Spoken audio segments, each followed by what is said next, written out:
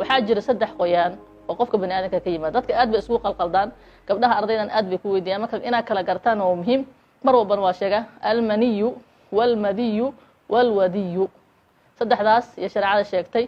almaniyu waa midda qofka bani aadamka laga abuuro shahwada yakhruju min maniyin yumna quraanku dhahay qutila al-insanu ma akfara min ayi shay'in khalaqa min nutfatin 'alaqa taas waa marka yakhruju min bayna sulbi wa tara'ib quraanku u sheegay marka waxa manida waa midda qofka bani aadamka laga abuuro shahwada ah laba jeer inay imaada xilliga jamaaca iyo gogosha la sameeynayo labada qof oo maxay tahay gogosha sameeynayo xaas isqabo way ka imaada riyo oo qofku gogol ku riyoonayna way ka imaada marka quwaysa ku waajibay hadii laakiin ninkii uu iska keeno ama gabadh iska istinmaa waxa la yiraahdo iska keenis hadii la yiraahdo bishaawa soonki waa jabay marka lama ogolo shareecada ma ogolo maxay heeto qofkii wuxuu iska dhaafayaa tacaamkii cuntadii iyo sharaabkiisa sababta gogoshi hadii lagu diido wixii gogoshi sababayna inaad sii samayso soonkii waa ka fasahaadaya laakiin biya iska keenisa qof iska keena sida maxay tahay jamaaco kala kafaaro gud kama dhalanayo laakiin ma wanaagsan soonkii waa ka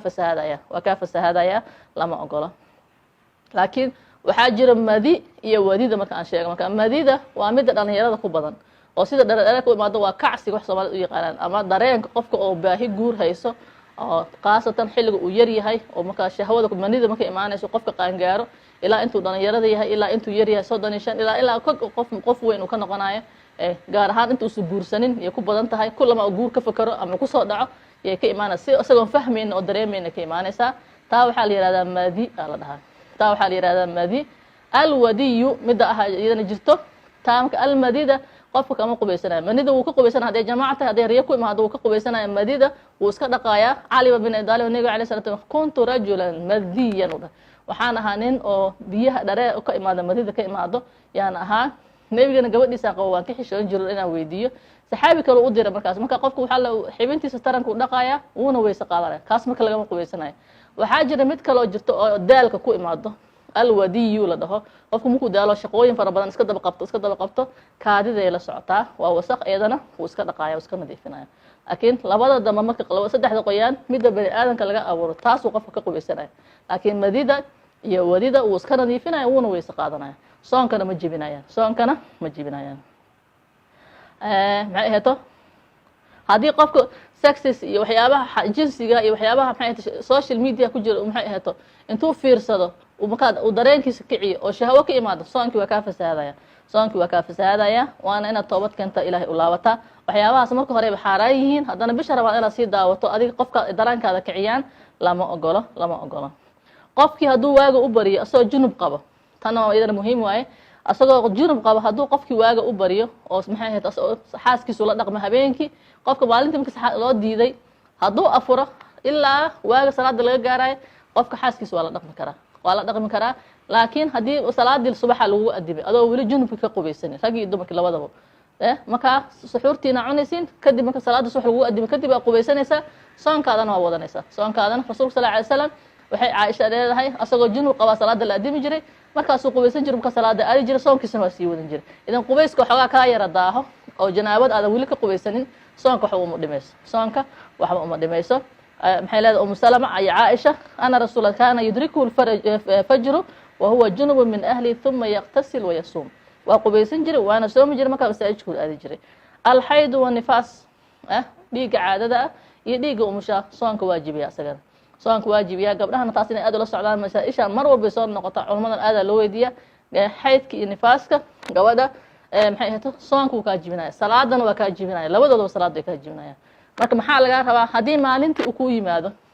barqadii ku imaaday duhurkii ku imaaday adoo markaas salaad subax la siidii ku imaaday laana sikadiisu gabadhu ma quruur baa la sameeyay marka asoo ka socda la arkaysa marka galabtii ku imaaday marka laxdada u dambaysa xataa duu ku yimaado daqiiqadaha u dambaysan wali la afurin oo adinka lagu dhufanin ama maxay tahay qoraxdii saddex haduu ka yimaado maalintaas waa soo qaleynaysa inay gabdhaha gartaan way hadii habeenkii saqdhaxa uu ka go'ay iska joogaysa maalinta ku xigta maya way saqdhaxu ka go'ay soonkaadi niyeyso suxuurtaadi maxay ahayd suxuur salaada subax markii la gaaro qubayso soonkaadi waa ku jira sidii janaabada camal oo kale aad saqdhax ka go'ay sida nabiga janaabada ku soo gaaray qubayska qasama inaa maxay ahayd ka horbar salaada ka horbarsiiso salaadii la adimo waa qubaysan kartaa kadibna soonkaada wadanaysa hadii maalin caday ka go'ay barqadii kale ka go'ay duhurkii kale ka go'ay ayadan qoraxda wili dhacin ka go'ay waa qubaysatay waa istaahirisay maalintaas aa qubaysatay wax maxay tahay soonkeedu waa soo qaleynaysaa soonkeedu maalinta kale soonka bilaabaysaa maalinta kale yaa soonka bilaabaysaa ayadana waa nuqdaas muhiimka marka hadii marka umushin waa la mid gabadhi soonkii dhexdiisa umushay wax soon oo laga rabo male way soo qaleynaysaa umushi gabadhi soonkii waa buraay dhiiga nifaaska asagana dhiiga xaydka ku xukun yahay dhiiga umusha iyo dhiiga xaydka xagga ahkaamta waa isku mid fa idaa xaadat almar'a aw nafasat fasada sawmuha liqawli alaysa idaa xaadat lam tusalli walam tusum mana soomayso mana tukanayso qofka maskaxda maxay tahay suuxdinta qaba xukmu man almuqma calayhi marka hadii maalintii oo dhan uu qof suuxdintiisa suuxdin dheer ay tahay ha iska afuro qofkaas kafaara gud wuxuu sameeynaya qof suuxdintiisa kuma waajibayo soon wax soon ku waajib in dadka xanuunsan u galay baabkiis laakiin suuxdin yar oo soonka waxba saas u dhimayna deed tahay inta xogaa yar suuxo dadka suuxdin qaar qabo ilaahay naga najeeyo marka ay suuxdin yar gaaban ay tahay oo waxba soonka dib u keenaynin markaas oo kalento soonkiisa waa wasax isagana uu rabo inuu soomo oo niyad soon u leeyahay marka uu soonkiisa laakiin suuxdin joogta waqti dheer oo qofka maskaxdiisa maqnaanayso la aslan qofka junuunka waalan shariicada takaalifta waa ka reebta maskaxda haday tagto wax soon iyo wax cibaado qofka bani aadamka laga rabo ma jirto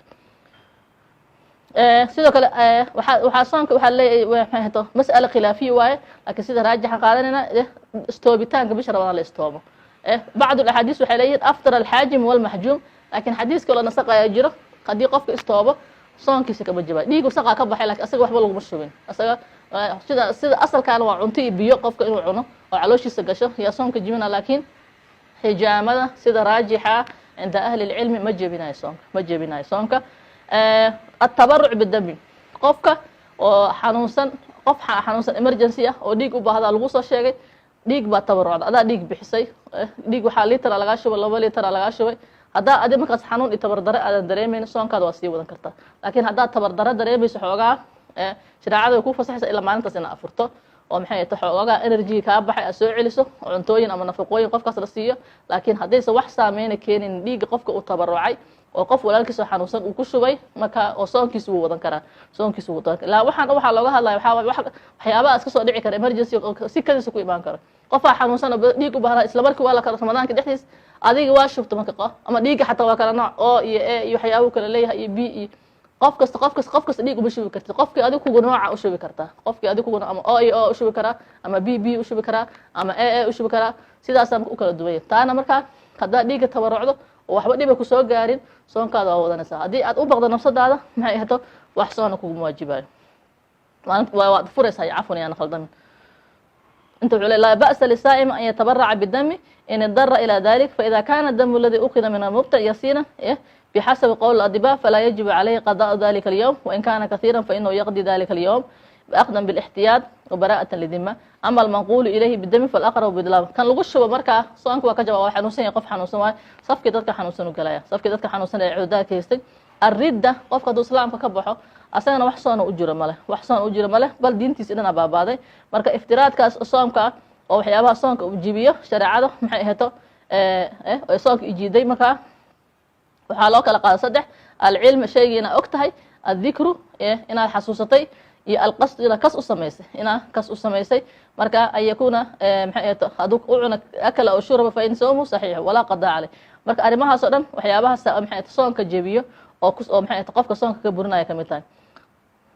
inta wuxuu sheegayaa kafaarada marka sameeyay jamaaca waa israacsiinaysa labada bilo soonka maxay ahaato toos isku raacsiinaysa hadaad kala goyso soonkii uu ka halaabaya wadamada ay kala duwan yihiin waqtiyadooda ama maalmaha ay kala dheer yihiin wadamaha waxa jira 10 anaga 10 saac 12 saac soomaa mid 14 saac soomaa mid 16 saac soomaa mid 13 saac soomaa hadba maalinta haday dheerta intii maalin ay joogto waa soonaanaysa waa afuraysa markay maalinta dhamaata afuraysa marka intaas marka waa masaa'ishi ku saabsan waxyaabaha soonka jibiyo wa ila liqa'in aakhir wa salaamu alaykum wa rahmatullahi ta'ala wa barakatuh